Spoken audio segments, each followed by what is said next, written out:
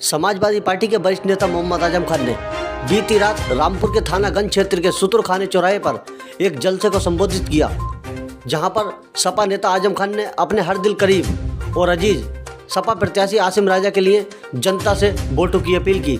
वहीं उन्होंने जो अपने हैं जिन्होंने उनका इस परेशानी में साथ छोड़ा है उन पर जमकर तंज कसने में कोई कसर नहीं छोड़ी, तो वहीं विरोधियों पर भी जमकर हमला बोला।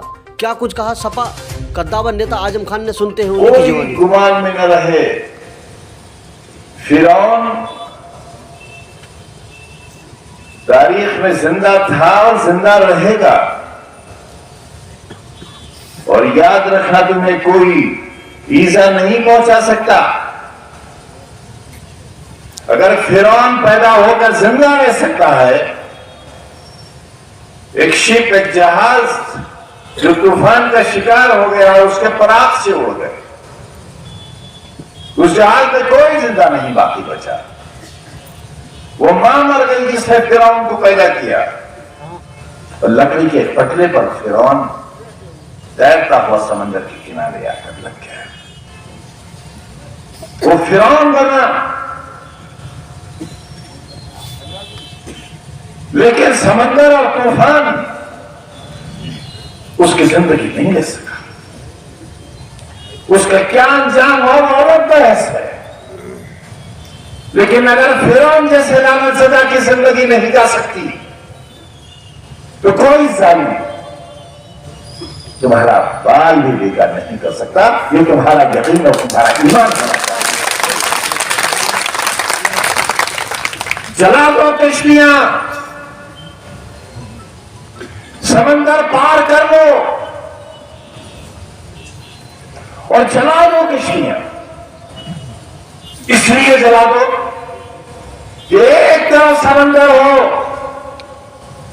और दूसरी तरफ तुम्हारा दुश्मन। मौत इधर भी हो, मौत उधर भी हो, लेकिन यह मौत हो बुज़दिली की और वो मौत हो शहादत की, वो जिंदगी। मैंने इसी के लिए तैयार किया था आपको। मेरी 50 बरस की मेहनत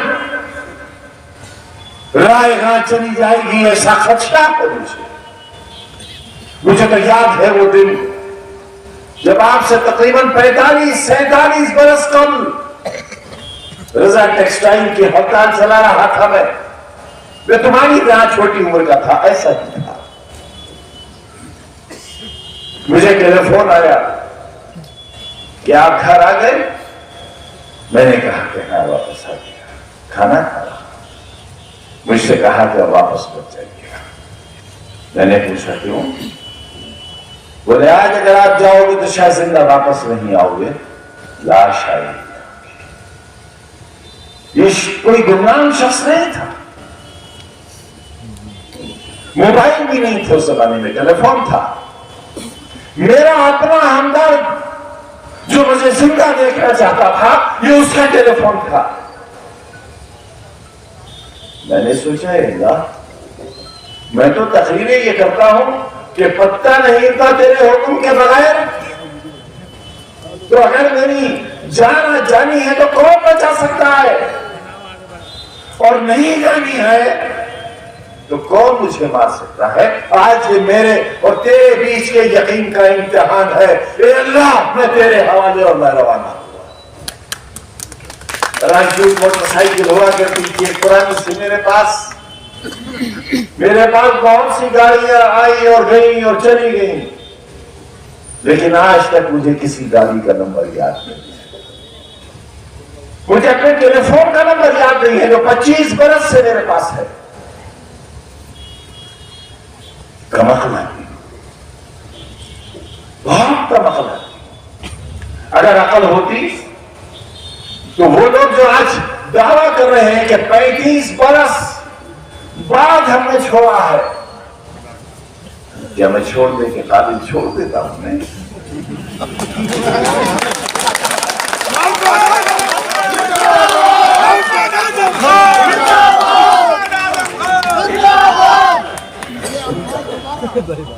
मैं सुनता हूं ये बातें, सुनता हूं।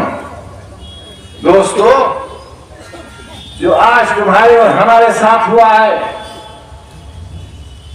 4 सरकारों में अगर मैंने ऐसा किया होता तो बच्चों तुम्हारी मुस्कुराहटों की कसम खाकर कहता हूं, बच्चा मां के पेट से पैदा होने से पहले ये पूछता कि पूछ लो आजम खां से बाहर निकलना भी है या नहीं।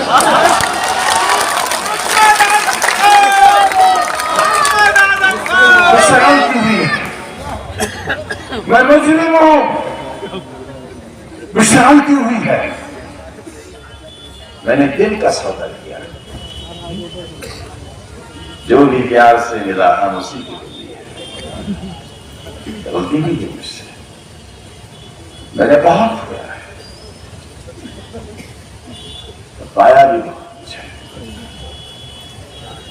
और उस टेलीफोन के जवाब में मेरा जब कष्टाई पहुंच गया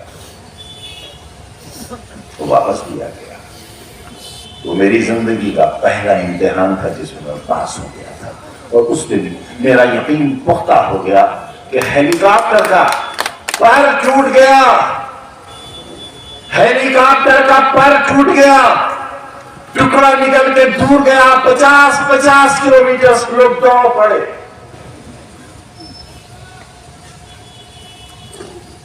फायर ब्रिगेड की गाड़ियां दौड़ पड़ी, पुलिस की गाड़ियां दौड़ पड़ी। हेलीकॉप्टर जहां गिरेगा वहां से मलबा उठाया जाएगा। हेलीकॉप्टर इतना ऊंचा था तो मैं झांकता था तो सोचता था दफन करने के लिए रात भी तो नहीं मिलेगी।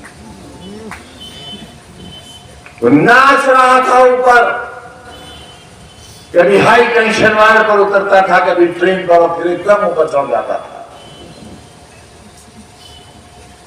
खौफ और दहशत में सारी दुआएं भूल गया, लेकिन एक दुआ याद रही, नस्रुन मिनल्लाह है और अल्लाह पाक उस पैदा करने वाली की कसम, बस एक दुआ याद, नस्रुन मिनल्लाह। और वो हेलीकॉप्टर नीचे गिरा, पूरी ताकत से गिरा, लेकिन जानते हो कहां गिरा? एक ऐसे खेत में जहां से आलू निकाले गए थे, वो इतनी कोरी मिट्टी थी कि झटका तो लगा, लेकिन हेलीकॉप्टर में आग नहीं लगी। मुरादाबाद का फसाद हुआ, मुरादाबाद के फसाद के गवाह हैं डॉक्टर साहब। 48 घंटों के अंदर हम यहां से मदद के ट्रक लेकर पहुंच गए। हमारे कान से गोलियां निकलती थी, निशाने लिए जाते थे हमें मारने के, मैं नहीं मारा जा सका। कोरोना के मौत के बिस्तर पर 5 महीने लेटा रहा, मौत नहीं आई, मैं नहीं हो सका। मैं जिंदा हूं तुम्हारे सामने, तो जब जिंदा हूं तो याद रखना, जिंदा हूं।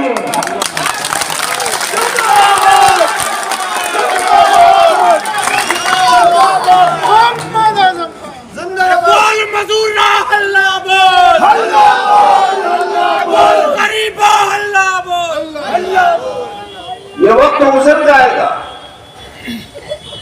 बहुत आसानी से गुजर जाएगा। याद नहीं, ये याद है 1977 में 19 महीने की जेल काटकर रामपुर लौटा था, जब जिंदगी की शुरुआत की थी। और आज जब जिंदगी के इस मोड़ पर खड़ा हूं, जेल से निकला हूं, और अरमान ये है कि फिर जेल में वापस भेज दिया जाए। फैसला वही होगा कि माई की हकीकी जाएगा, वही होगा, लेकिन तुम सजा मत देना। मेरे बच्चों, आप सजा मत देना। मैं जो सजा भुगत रहा हूं वो तुमसे उस बेपनाह मोहब्बत की सजा भुगत रहा हूं, जिसके नतीजे में ये सामने की दीवारें खड़ी हैं। इसकी सजा तुम्हारे इस खुशनुमा शहर की सजा भुगत रहा, तुम्हें गुलामी से निजात दिलाने की सजा भुगत रहा। वो ऊंचा किला और मेरी एक तरह की यादगारी तकरीर कि रामपुर के लोगों, एक दिन मैं तुम्हारे शहर को दुनिया के नक्शे पर लाऊंगा। लोग कहते थे पागल हो गया, दीवाना हो गया ये शख्स। और उस दिन एक वादा किया था मैंने कि देखो रामपुर वालों, तुमने कभी गौर नहीं किया, ये किले का गुंबद खाने खुदा के मीनार से ऊंचा है, उसका तकब्बुर अल्लाह के तकब्बुर से ऊंचा है, और जिसका तकब्बुर अल्लाह के तकब्बुर से ऊंचा है उसे नेस्त तो नाबूद हो जाना है। अल्लाह से बगावत करने वालों, मालिक हकीकी के निजाम से बगावत करने वालों, बेगुनाहों को सताने वालों, बेगुनाहों की जाने लेने वालों, उनकी असमतें लूटने और लुटवाने वालों, उनकी नकाबें पलटने वालों, उनके मीनारों से लाउड स्पीकर उतरवाने वालों, अल्लाह के पहलों को सबसे अगर नहीं डरोगे तो उसका पहलों को सब नासिक होगा। और ये मैं बहुत पहले कह चुका हूं कि दुनिया वालों, जमीन वालों के साथ इंसाफ करो, और अगर तुम इंसाफ नहीं करोगे तो फिर आसमान वाला इंसाफ करेगा, और जब वो इंसाफ करेगा तो दांत नहीं ला पाओगे। याद करो भुज, गुजरात का अंजार, याद करो। अगर न मालूम हो तो अपने मोबाइल में गूगल से निकाल लेना, भुज और अंजार का अंजाम सोच लेना, और फिर मेरे इन जुमलों को तोल लेना तराजू में। मेरे जुमले उस अंजाम से कहीं ज्यादा भारी साबित। इसलिए जमीन वालों के साथ जुल्म मत करो। हम भी इंसान हैं, हमारी हिस्सेदारी है इस मुल्क में। ये हमारे असलाफ का मुल्क है, पसीना नहीं खून बहा है हमारा। रेशमी रुमाल, उलमा की लाशें, कटे हुए दिए उनकी लाशों से, बहादुर शाह जफर के सामने जवान बेटों के कटे हुए सर। ये हमारा हिंदुस्तान भी है, ये हमारा वतन भी है। 1947 में आप नहीं जा सकते थे पाकिस्तान, हम जा सकते थे, मगर हम नहीं गए, क्योंकि यहां दिल्ली की जामा मस्जिद है, यहां हमारे बुजुर्गों के मज़ार हैं, हमारे हुस्न की यादगार ताजमहल है, हमारी बुलंदी की यादगार कुतुब मीनार है। हम नहीं गए अपना वतन छोड़कर। हम अकबर की यादों को छोड़कर नहीं गए, हम जोधाबाई की यादों को भी छोड़कर नहीं गए। तुमने कैसे खूबसूरत हिंदुस्तान को बहुत बदतुमा बनाने की शुरुआत की है, हम नहीं गए। इसलिए नहीं गए कि इस छोटे से शहर को हमें गुलजार बनाना था, अपने बच्चों के चेहरों पर मुस्कुराहट लाना थी। और 2005 में जब जौहर यूनिवर्सिटी का संग बुनियाद रखा गया, मैंने एक इलेक्ट्रॉनिक बोर्ड बनवाया और उस पर लिखा मोहम्मद अली जौहर यूनिवर्सिटी, आने वाली नस्लों का ख्वाब। देखे कि हमने जो वो हंसी ख्वाब क्या हुए, वो वादा है तकल्सुम कम ख्वाब क्या हुए। हमसे तो बापू आपने ये कहा था कि न गोरे का न काले का, न छोटे का न बड़े का, न हिंदू का न मुसलमान का, ये वतन सबका होगा, इंसाफ तो सबके साथ होगा। हुआ इंसाफ इसके साथ? इसकी मां जिसने इसे अपनी कोख से पैदा किया, और कानून यह है कि मां जब कहेगी कि बच्चा का पैदा हुआ, कानून उसे मानेगा। मगर हम ऐसे बदनसीब है जो इसकी पैदाइश को भी नहीं साबित कर सके। हम अस्पताल के सर्टिफिकेट को सच्चा साबित नहीं कर सके, हम नगर निगम के सर्टिफिकेट को सच्चा साबित नहीं कर सके, हम डॉक्टर के बयान को सच्चा साबित नहीं कर सके। अब मुझे कहा गया कि 2 पासपोर्ट हैं। नहीं दोस्तों, 1 पासपोर्ट खारिज हुआ है तब दूसरा बना है। 2 पैन कार्ड है, नहीं 1 खारिज हुआ है दूसरा बना है। ये हमने पहले कभी नहीं कहा, लेकिन आज इसलिए कहना चाहते हैं कि हम मुजरिम नहीं हैं। हम आपके मुजरिम हो सकते हैं, लेकिन हम जालिमाना निजाम के मुजरिम नहीं। हम जान दे देंगे, हम अपनी नसें खुद काट कर मर जाएंगे, लेकिन अपने चेहरे पर कोई स्याह दाग लेकर अपनी कब्र में हर किस नहीं। बच्चों के लिए पूरे हिंदुस्तान से भीख मांगता है, भीख। ये हाथ पूरे हो गए तुम्हारे बच्चों और आने वाली नस्लों के लिए भीख मांगते हैं कि तुम्हारे बच्चों के हाथों में कलम दे सको, तुम्हारे हाथों में झाड़ू ना आए, पोछा ना आए, और तुम दरी बिछाने वाले न बनो। यह और देखा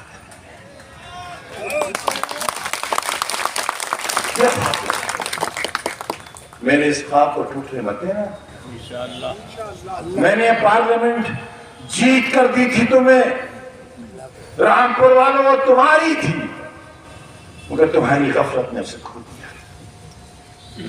तुम्हारी काहिनी ने एयर कंडीशन की ठंडी हवाओं में, नैनीताल की पुरफिजा फिजाओं में आसिम राजा को नहीं हराया, एक उसूल हरा दिया, एक फैसला हरा दिया, एक मुस्तकबिल हरा दिया, एक उम्मीद हरा दी, एक अरमान हरा दिया, एक ख्वाब हरा दिया।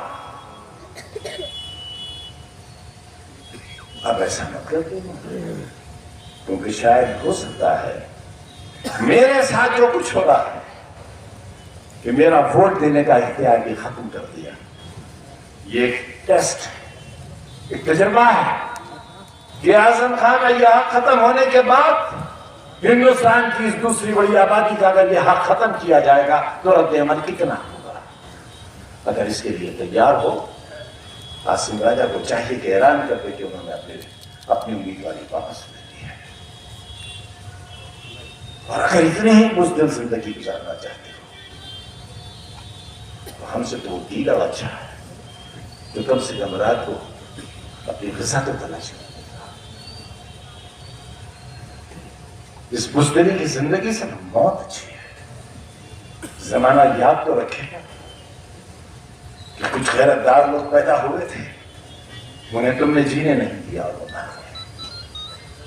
मार दो। तुम्हारे हाथों की दी हुई बहुत बड़ी मुबारक होगी। और अल्लाह को हासिल नासिर जानकर कहते हैं कि मैं, मेरी अहलिया, मेरे रफ़क़ा, ये औरत जिसका शौहर आज भी जेल में बंद है, इसकी बेटी जिसका बाप आज भी जेल में बंद है, जिसका बेटा यहां खड़ा होगा उसका बाप आज भी जेल में बंद है, उसका क्या गुनाह है? गुनाह यह है कि मैंने उससे एक गलत काम कराया था कि रामपुर वाले प्यासे हैं, इनके पास पानी नहीं है, इनके लिए पानी का इंतजाम कर दो, और उसने 200 बरस के पानी का इंतजाम कर दिया। यह है खता, और इसीलिए ये मासूम बच्ची मेरी बैठी हुई है अपने बगैर बाप के। इसकी आंखों में आंसू भी नहीं है, खुश हो गए आंसू। मांगने आया हूं, सारा दिन कटोरा लिए दरवाजे दरवाजे भीख मांगता फिर रहा हूं, गली गली तुम्हारे शहर। मेरी उम्र, मेरी सेहत देखो, मेरे ऊपर टूटे हुए पहाड़ देखो। जो पहाड़ हम पर टूटे हैं, अगर हिमालय पर टूटे हो तो पानी में बहकर ब्रेक ना होता, बर्दाश्त नहीं कर पाता। लेकिन हम इसलिए बर्दाश्त कर रहे हैं कि हमें इंतजार है किसी कल का, हमें उम्मीद है एक सुनहरी कल की। हमने ख्वाब देखा है तुम्हारे बच्चों के हाथों में कलम का, तुम्हें डॉक्टर इंजन कर दे, तुम्हारे बच्चों को साइंसदान में देखा जाता। बर्बाद मत कर देना। जो खोया है वो तो वापस नहीं आएगा, लेकिन अगर इस बार कोई गलती हो गई तो राजा ही नहीं, तुम्हारा ये फकीर भी शायद मुझे खाने के काबिल मोहम्मद आजम खान